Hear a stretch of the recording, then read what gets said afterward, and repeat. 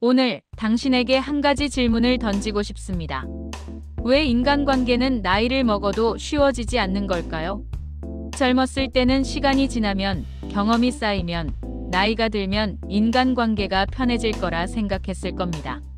하지만 지금 60평생을 살아온 당신은 알고 계실 겁니다. 관계는 여전히 어렵고 때로는 더 복잡해졌다는 것을 말입니다. 자녀들과의 관계를 생각해 보십시오. 평생 키우고 사랑했지만 그들은 이제 각자의 삶이 있습니다. 당신이 전화를 걸면 바쁘다고 하고 조언을 하면 잔소리라고 느낍니다. 당신은 서운함을 느끼지만 그것을 표현하면 관계가 더 어색해질까봐 참습니다. 이 섭섭함은 어디에 두어야 할까요? 오랜 친구들은 어떻습니까? 젊은 시절 함께 웃고 울던 그 친구들. 그런데 요즘은 만나면 자식 자랑, 손주 자랑으로 시작해서 누가 더 건강하고 누가 더 여유 있는지를 비교하게 됩니다. 진심 어린 대화보다는 과시와 경쟁이 섞인 만남이 되어버렸습니다. 만나고 나면 왠지 모를 피로감이 밀려옵니다. 배우자와의 관계도 마찬가지입니다. 수십 년을 함께 살았지만 어느 순간부터 대화가 줄어들었습니다. 말을 하면 다툼이 되고 침묵하면 냉랭해집니다. 가까이 있지만 외롭고 함께 있지만 혼자인 것 같은 이 기묘한 감정은 무엇일까요? 오늘 나는 당신에게 한 가지 지혜를 전하고자 합니다. 그것은 바로 적당한 거리의 기술입니다. 거리 두기는 관계를 포기하는 것이 아닙니다.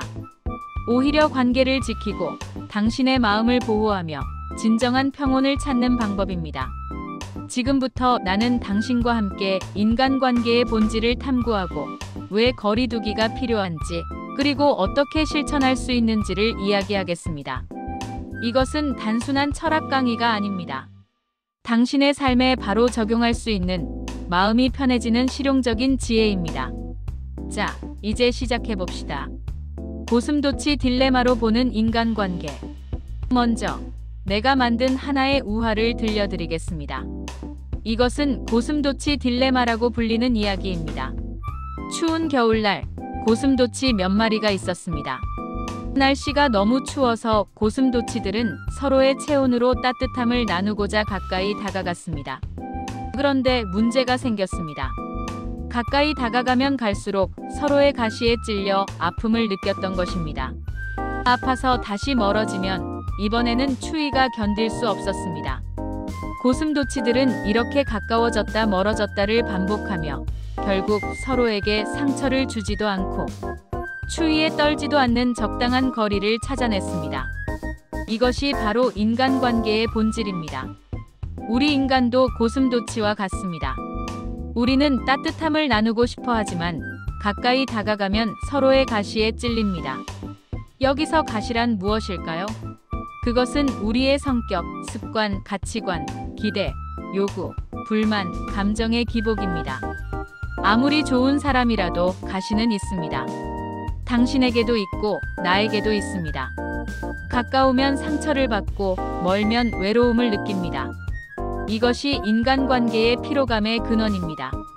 먼저 가족관계를 생각해 보십시오. 자녀들과의 관계에서 이 고슴도치 딜레마가 어떻게 작동하는지 보입니다. 당신은 자녀들을 사랑합니다.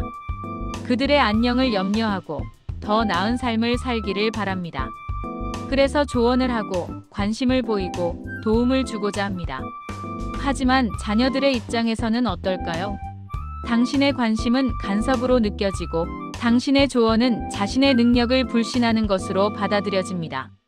엄마, 아빠, 저도 이제 어른이에요. 제 일은 제가 알아서 해요. 이런 말을 들으면 당신은 섭섭합니다. 평생 헌신한 것이 이렇게 돌아오는구나 하는 서운함이 밀려옵니다. 이것이 바로 가시입니다. 당신의 사랑이라는 가시가 자녀에게는 부담으로 느껴지고 자녀의 독립심이라는 가시가 당신에게는 배신감으로 느껴지는 것입니다. 배우자와의 관계는 더욱 복잡합니다. 수십 년을 함께 살면서 서로의 가시를 너무나 잘 알게 되었습니다. 배우자의 어떤 말투가 당신을 화나게 하는지, 어떤 행동이 당신을 실망시키는지 당신은 이미 다 알고 있습니다. 그리고 배우자도 당신의 가시를 잘 알고 있습니다. 그래서 어떻게 됩니까? 서로를 너무 잘 알기 때문에 대화 한마디만 해도 다툼으로 이어질 것을 예상합니다. 그래서 침묵하게 됩니다. 하지만 침묵은 또 다른 문제를 만듭니다. 감정적인 거리가 생기고 같은 공간에 있어도 외로움을 느낍니다. 이것이 고슴도치 딜레마의 가장 극명한 예입니다. 가까이 있어도 외롭고 멀어지면 더 외롭습니다. 친구 관계는 어떻습니까? 노년의 친구 관계는 젊은 시절과는 다릅니다. 젊었을 때는 꿈과 열정을 나누고 함께 미래를 그렸습니다. 하지만 이제는 대부분의 대화가 과거의 추억이나 자식 자랑, 건강 이야기로 채워집니다. 그리고 미묘한 경쟁이 생깁니다. 누구의 자식이 더 성공했는가? 누가 더 건강한가? 누가 더 여유로운 노후를 보내는가? 이런 비교 속에서 진정한 친밀감은 사라지고 만남 후에는 왠지 모를 피로감과 박탈감이 남습니다. 그 친구는 손주가 5이나 되는데 나는 아직 하나도 없어. 그 친구 부부는 여행을 자주 다니는데 우리는 왜 이렇게 무료하게 사는가? 이런 생각들이 마음을 무겁게 합니다. 노후 커뮤니티나 동호회 활동도 마찬가지입니다. 외로움을 달래기 위해 활기찬 노년을 보내기 위해 시작했지만 그곳에도 인간관계의 복잡함이 있습니다. 파벌이 생기고 누군가는 리더 역할을 하려 하고 누군가는 소외감을 느낍니다. 새로운 관계를 맺는다는 것 자체가 이제는 에너지가 많이 드는 일입니다. 이 모든 상황에서 당신이 느끼는 것은 무엇입니까? 바로 인간관계의 피로입니다. 사람들과 함께 있으면 지치고 혼자 있으면 외롭습니다. 가까워지고 싶지만 상처받을까 두렵고 거리를 두면 외면당하는 것 같습니다. 이것이 고슴도치 딜레마입니다. 이것은 당신만의 문제가 아닙니다. 인간이라는 존재가 태생적으로 안고 있는 모순입니다. 그렇다면 우리는 어떻게 해야 할까요? 평생을 외롭게 살아야 할까요? 아니면 상처받는 것을 감수하고 가까이 지내야 할까요? 그 답은 바로 적당한 거리를 찾는 것입니다.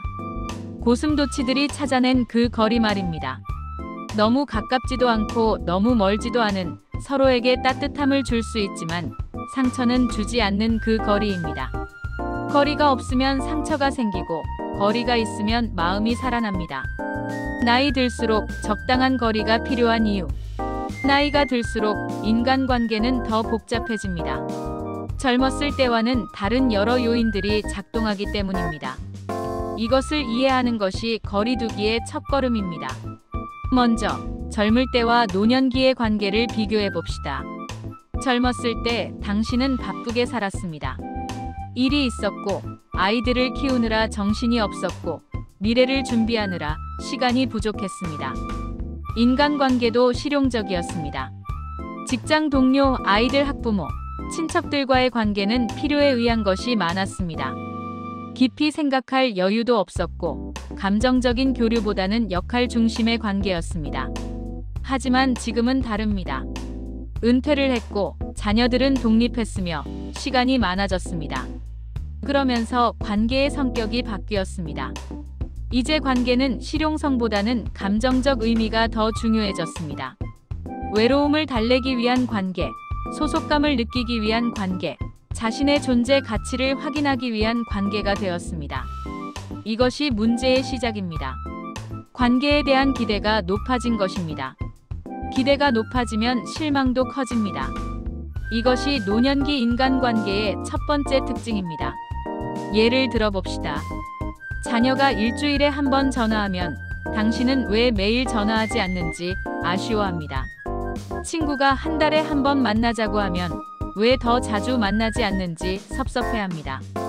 배우자가 당신의 말에 무관심하면 평생을 함께 살았는데 이제 나에게 관심도 없구나 하고 서운해합니다.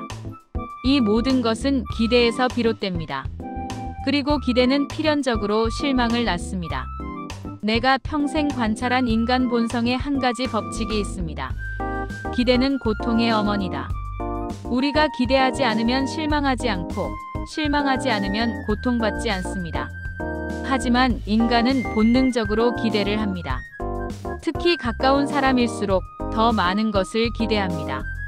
노년기의 두 번째 특징은 의존성의 증가입니다.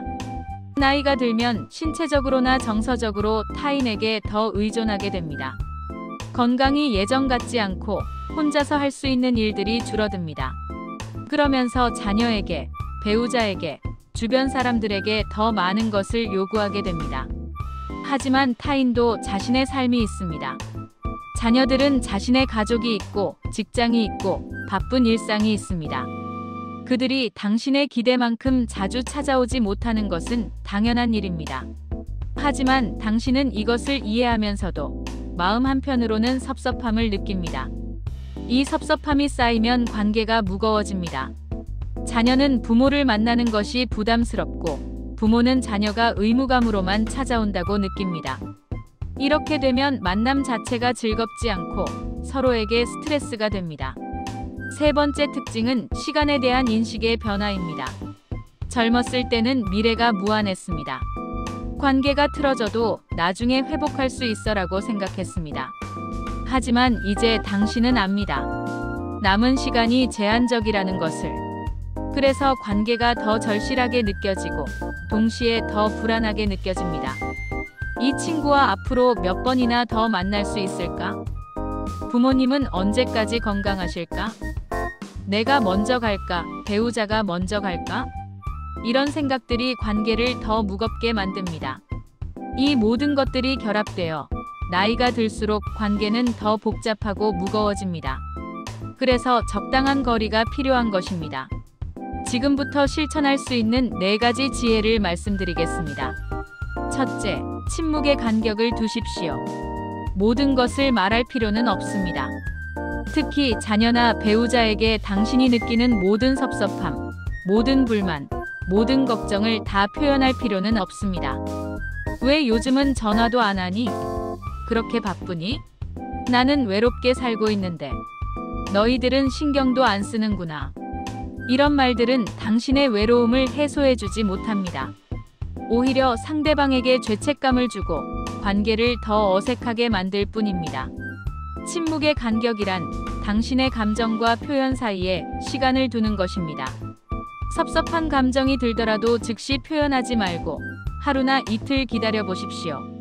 그러면 그 감정이 가라앉고 더 차분하게 상황을 볼 수 있습니다. 이것은 참는 것이 아닙니다. 지혜롭게 선택하는 것입니다. 모든 전투를 치를 필요는 없습니다.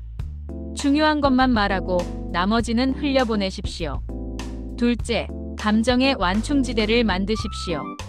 타인의 말이나 행동에 즉각적으로 반응하지 마십시오. 당신과 타인 사이에 감정의 완충지대를 두는 것입니다. 예를 들어, 자녀가 짜증스러운 말투로 당신에게 대답했다고 해봅시다. 즉시 내가 엄마한테 그렇게 말해도 되니? 라고 반응하면 말다툼으로 이어집니다. 하지만 완충지대를 두면 어떻게 될까요? 아, 저 아이가 지금 힘든 일이 있나 보다. 나한테 화가 나서가 아니라 자기 삶에 스트레스가 있어서 그런 거겠지. 이렇게 생각하면 당신의 감정이 덜 상합니다. 이것은 자기 기만이 아닙니다. 실제로 대부분의 경우 타인의 부정적인 반응은 당신 때문이 아니라 그들 자신의 문제 때문입니다. 이것을 이해하면 당신은 덜 상처받고 관계도 덜 나빠집니다. 감정의 완충지대는 당신의 마음을 보호하는 방패입니다. 셋째, 기대를 줄이십시오. 이것이 가장 중요하고 가장 어려운 일입니다. 하지만 이것을 할 수 있다면 당신의 삶은 훨씬 평온해질 것입니다. 자녀에게 기대하지 마십시오. 일주일에 한 번은 전화할 거야. 명절에는 당연히 올 거야. 내가 아프면 달려올 거야. 이런 기대를 내려놓으십시오. 그러면 그들이 전화할 때마다 감사하게 되고 찾아올 때마다 기쁘게 됩니다.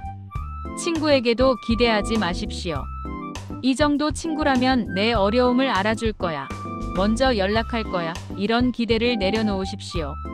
그러면 그들이 연락할 때마다 반갑고 관심을 보일 때마다 고맙게 됩니다.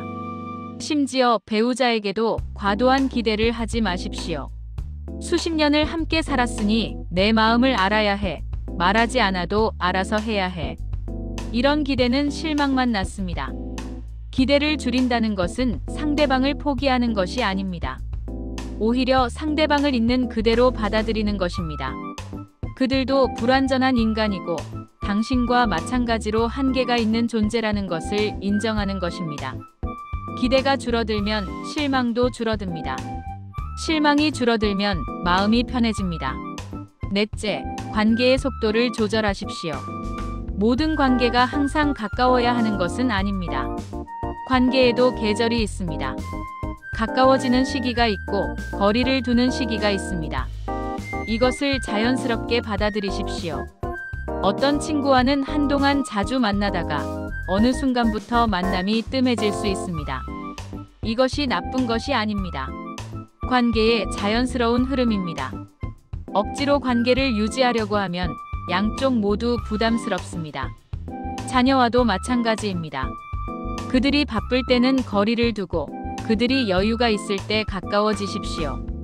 이것을 억지로 조절하려 하지 말고 흐름에 맡기십시오. 관계의 속도를 조절한다는 것은 때로는 한 발짝 물러나는 용기를 갖는 것입니다. 이것이 관계를 포기하는 것이 아니라 관계를 지키는 방법임을 기억하십시오. 이 네 가지 마이너스: 침묵의 간격, 감정의 완충지대, 기대 줄이기, 관계의 속도 조절. 마이너스: 이것들이 바로 적당한 거리를 만드는 구체적인 방법입니다. 거리 두기는 포기가 아니라 삶의 기술입니다. 이것은 관계를 끊는 것이 아니라 관계를 건강하게 유지하는 방법입니다.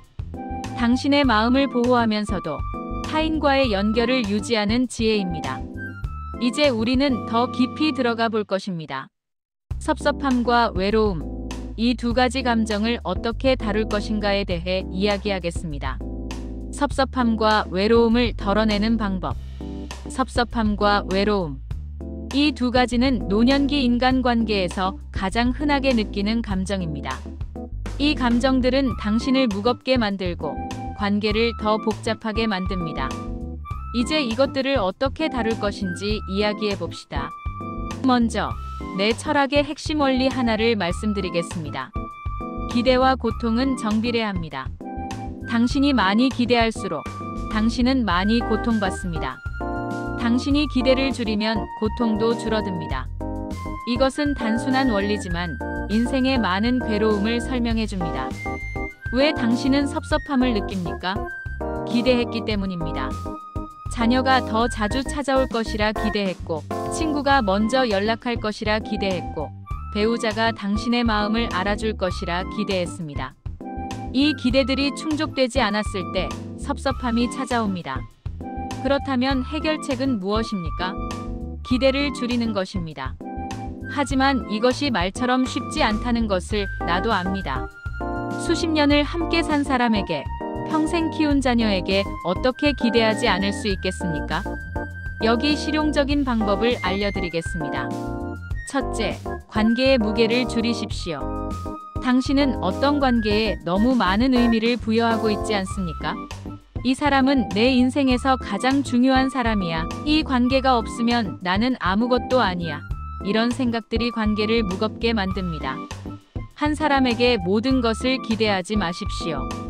배우자에게 친구의 역할, 자녀의 역할, 상담가의 역할까지 모두 요구하면 그 사람도 지치고 당신도 실망하게 됩니다. 관계를 분산시키십시오. 정서적 지지는 친구에게서, 실질적 도움은 자녀에게서, 조용한 동행은 배우자에게서. 이렇게 역할을 나누면 한 사람에 대한 기대가 줄어들고 실망도 줄어듭니다. 그리고 무엇보다 중요한 것은 당신 자신이 가장 든든한 지지자가 되어야 한다는 것입니다. 타인에게만 의존하지 말고 스스로를 돌보고 위로할 수 있어야 합니다. 둘째, 타인을 바꾸려 하지 마십시오. 당신이 섭섭함을 느끼는 또 다른 이유는 타인이 당신이 원하는 방식으로 행동하지 않기 때문입니다. 자녀가 당신이 원하는 만큼 자주 찾아오지 않고, 배우자가 당신이 원하는 방식으로 대화하지 않고, 친구가 당신이 기대하는 만큼 관심을 보이지 않습니다. 하지만 명심하십시오. 타인을 바꾸는 것은 불가능합니다. 당신이 할 수 있는 유일한 일은 당신 자신을 바꾸는 것입니다. 구체적으로는 타인에 대한 당신의 기대와 반응을 바꾸는 것입니다. 자녀가 한 달에 한 번 찾아온다면 그것을 받아들이십시오. 더 자주 오라고 불평하는 대신 그 한 번의 방문을 진심으로 감사하십시오. 배우자가 말이 없다면 억지로 대화를 끌어내려 하지 말고 조용한 동행도 사랑의 한 형태임을 인정하십시오. 타인을 있는 그대로 받아들이는 순간 당신의 섭섭함은 절반으로 줄어듭니다. 셋째, 혼자 있는 시간의 품격을 높이십시오. 외로움은 노년기에 피할 수 없는 감정입니다. 하지만 외로움과 고독은 다릅니다. 외로움은 괴롭지만 고독은 풍요로울 수 있습니다. 외로움은 타인의 부재를 아쉬워하는 것이고 고독은 자기 자신과의 충만한 시간입니다. 당신이 해야 할 일은 외로움을 고독으로 전환하는 것입니다. 어떻게 할 수 있을까요? 혼자 있는 시간을 의미 있게 만드십시오. 책을 읽으십시오. 독서는 고독을 가장 풍요롭게 만드는 방법입니다. 당신이 책을 읽을 때 당신은 혼자가 아닙니다. 위대한 사상가들과 대화하고 있는 것입니다. 글을 쓰십시오. 일기를 쓰거나 회고록을 쓰거나 손주들에게 남길 편지를 쓰십시오. 글쓰기는 당신의 생각을 정리하고 삶의 의미를 발견하게 해줍니다. 산책을 하십시오. 자연 속을 걷는 것은 마음을 치유합니다. 공원을 천천히 걷고 나무들을 보고 새소리를 들으십시오. 이것만으로도 충분히 가치 있는 시간입니다. 취미를 가지십시오. 그림을 그리거나 악기를 연주하거나 정원을 가꾸십시오. 무언가를 창조하는 행위는 당신에게 성취감을 주고 존재의 의미를 느끼게 합니다.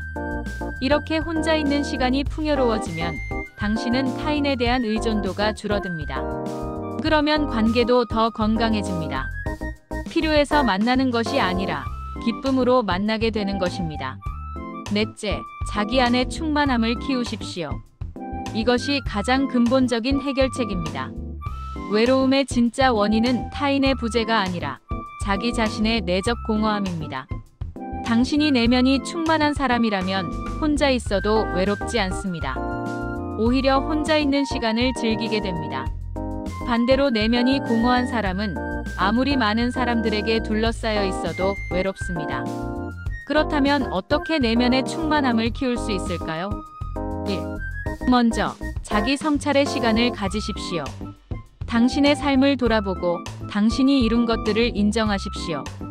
당신은 평생 동안 많은 것을 해냈습니다. 자녀를 키웠고, 일을 했고, 어려움을 극복했습니다. 이것들을 스스로 인정하고 칭찬하십시오. 2. 감사하는 마음을 키우십시오. 당신이 가진 것에 집중하십시오. 건강, 지붕이 있는 집, 먹을 것, 가끔 찾아오는 자녀, 연락하는 친구. 이것들이 당신에게 있다면 당신은 이미 충분히 가진 사람입니다. 3. 작은 즐거움을 발견하십시오. 아침에 마시는 따뜻한 차, 창밖으로 보이는 하늘, 좋아하는 음악. 이런 작은 것들에서 기쁨을 느낄 수 있다면 당신의 내면은 풍요로워집니다. 내면이 충만한 사람은 타인에게 덜 의존합니다. 그리고 타인에게 덜 의존하는 사람은 관계에서도 더 자유롭고 평온합니다. 다섯째, 나이에 맞는 멘탈 케어를 하십시오. 당신의 나이는 인생의 특별한 시기입니다. 더 이상 젊지 않지만 아직 늙지도 않았습니다. 과거를 돌아볼 수 있고 미래도 남아 있습니다. 이 시기는 지혜의 시기입니다. 과거에 집착하지 마십시오. 과거는 과거입니다. 지금 이 순간에 집중하십시오. 미래를 두려워하지 마십시오. 나이가 더 들면 어떡하지? 병들면 누가 돌봐줄까? 이런 걱정은 현재의 평온을 빼앗아갑니다. 미래는 아직 오지 않았습니다. 지금 할 수 있는 일에 집중하십시오. 현재를 받아들이십시오. 지금 당신의 모습, 지금 당신의 관계, 지금 당신의 상황을 있는 그대로 받아들이십시오. 저항할수록 고통스럽습니다. 받아들일수록 평온해집니다. 그리고 무엇보다 스스로에게 친절하십시오. 당신이 원하는 것을 하고 당신이 좋아하는 사람들과 시간을 보내고 당신의 마음이 편한 선택을 하십시오. 인간관계는 평생의 수행입니다. 완벽해질 수는 없습니다. 하지만 조금씩 나아질 수는 있습니다. 그리고 그 조금씩의 나아짐이 모여서 당신의 삶을 바꾼다는 것을 잊지 마십시오.